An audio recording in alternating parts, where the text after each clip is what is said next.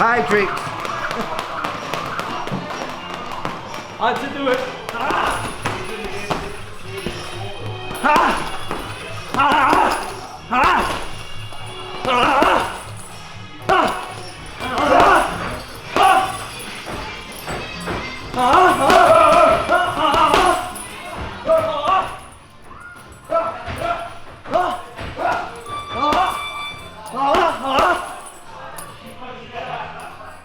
Harry, it only seems like a few days ago, and it was, because you was on our show, where you were fighting Jack Flatley. Jack Flatley, yeah. Fighting And- Jacks up in Manchester.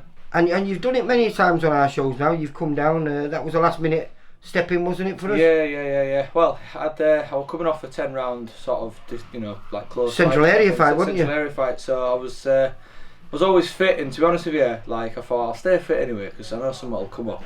Just had that feeling, you know what I mean? I thought I'm all right. I thought something will come up, and then lo and behold, next day my phone went, and I thought, well, I'm fit, might as well. And, But aren't you supposed to be going on holiday? Then you've just been called up for another fight, so you decided. Every time I'm trying to think about booking one, it's like something comes up, and I just think, well, while I'm feeling good, and when I'm going to earn this money, and I know that I'm good enough to get through and do well. If not, I'm always going to be there to try and win if I can. Yeah. You know what I mean? But like that's where the money is, and. Well, it was spoke about you and Brian Rhodes, former British champion. Yeah. But that's just fell through, You know hasn't what? I was confident about having a go at that one. So if you ever want it again, Brian, right? I'm totally up for that fight, and I'm up for causing the upset. So if you change your mind and you want to go for it, let's have it. And you have fought. I mean, we spoke about this once before when you come down to fight Jack Cullen. I was chatting and I'd looked through your record, and you have fought the who's who of the super middleweights and middleweights. The tall fighter of tall fighters, Jack Cullen, and I felt like I did all right in that fight. I caught him with some good shots as he caught me. I mean, he beat me. He had the distance and that, but I never, I never got hurt many shots where I thought, oh, I need to get out here. Do you know what I mean? So that's why I think to myself, if I'd have fought someone like Rose who's tall and he's rangy, he's got a nice jab, he's got nice shots and that, but I know he switches off a little bit. Do you know what I mean? When did it all change for you?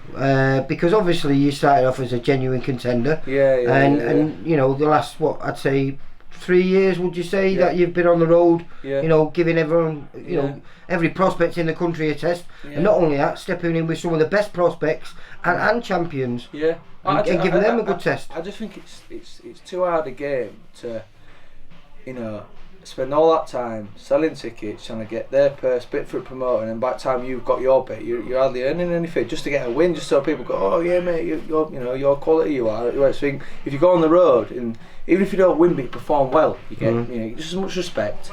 Well, do you think that's only recently changed though, isn't it? I think people are a little bit more knowledgeable now because of what IFL have been doing, interviewing everyone.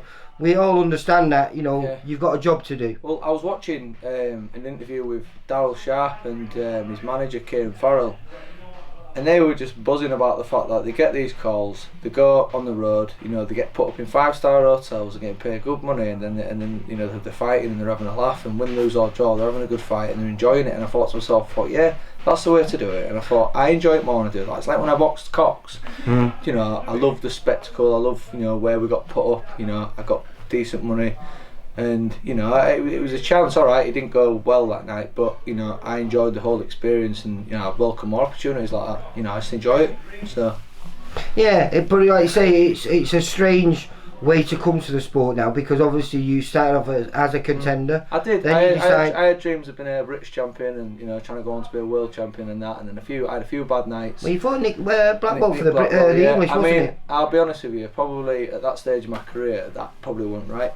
Whereas now, from the losses and stuff and coming back and always been up against it, I've had no choice but to be mentally strong. Because everyone I fight, it's like, oh yeah, double ABA champion, undefeated, this, that. It's like, well, you've got no choice but to be good, but to be mentally tough. Do you know what I mean? So sometimes when you're fighting someone who you're meant to beat anyway, it's kind of like, it's not as motivating. Do you know what I mean? Yeah. Sometimes you don't put as much in. Sometimes, like I admit, when I boxed that Rocky Chakir, I thought I was going to beat him, and he come up and he put the fight of his life on and beat me by 1 round. That was a title fight years ago in York, and that was when I was topping bills all the time, and I was just thinking, it'll all come to me. you've got to work hard every step of the way. Well, I just watch you training there. You're still working hard. Oh, you're still I love training. And you're always in great shape, aren't you? Yeah. Is that you're a personal trainer by? That's your job by trade. Well, I have to stay in shape. So obviously my clients know that. I'm practicing what I preach, obviously. And like to me, I've been training for that long. It's routine, and I always like to be fit. I feel better when I'm fit. I feel better when I train. And it gives you that more of a mental edge, doesn't it?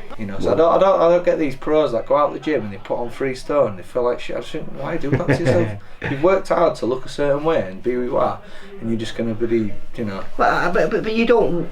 I mean, I know you look in great shape, but you have to be in great shape to do your job, because if you're not, you're gonna get hurt. Exactly. Yeah. If that, there's always that risk, isn't there? If that ever happened, kind of thing. I kind of think, But you're not getting hurt. Like you say, I'm chatting to you now, yeah. And it was Saturday night. You fought Jack Flatley, yeah. And Jack Lee did really well against you. He bossed you around the ring, but you're almost blemish free. Well, and you're he still bossed me training. around the ring, but he didn't really catch me clean. I was catching the shots, and I was giving me a few back. But that's what I'm saying. So he won every round, didn't he? I think it was 60-54. And I'm thinking you're going to be tucked up in bed, thinking, I mean, if I'd have gone, right, and I'd have had an absolute dog fight, and I'd have put everything on the line, and I'd been willing to get cut and everything like that. And, you're going to lose money. It might have been a lot closer than what you think. Yeah. Because there were a few times I thought, if I could go for it here, but I think, well, I want to box next week, or I want to box a week after, and it's a business now. It is a business now as well, but. If someone tries to put it on me, that doesn't mean that I'm going to be like, close off in my shell. I'm going to come out and have a go. Because when I get hit, I want to hit them back. But well, I always think you give value for money, mate. Yeah, I always enjoy you. I try every round. I mean, sometimes you get a guy where you think, there's nothing I can do about that, but I can defend against it. I can survive away from it, and then when he comes in, I'll let a few shots go, and they do register, and they step back for a bit, and it sort of gets rid of them. But I hadn't had the punch to really turn it around. But I know if I landed properly, I know I've got just as good a chance as anyone. Like I say, I'm always fit, I'm always strong, so I wouldn't go in there if I didn't believe I could still pull it off. How long do you think this can continue then? Travelling the country up and down, because you're busier now than you've ever been. Well, hopefully no more than another year or so, because I'm on the side. I'm trying to train and learn my kids, and I want to obviously set up my own ABA club. And it's like, you can't do both. You can't give all your time to training lads 3 or 4 nights a week and then training yourself at a certain level. Something's got to give, hasn't it? Something else got to give at some point. But I'm kind of like juggling a few balls, and I'll do it until my body says I can't do it anymore. I mean, I promised my mum I'd quit in June, but I don't know. This could be the last season on the circuit? We'll see what we're... Alright, well listen, I always enjoy watching you. I say, always give great value for money. Always in great fights, so long may it continue, mate. Good to speak to you. Thanks a lot. Take care, Harry. Alright, cheers. Thanks, mate. Bye. Nice one.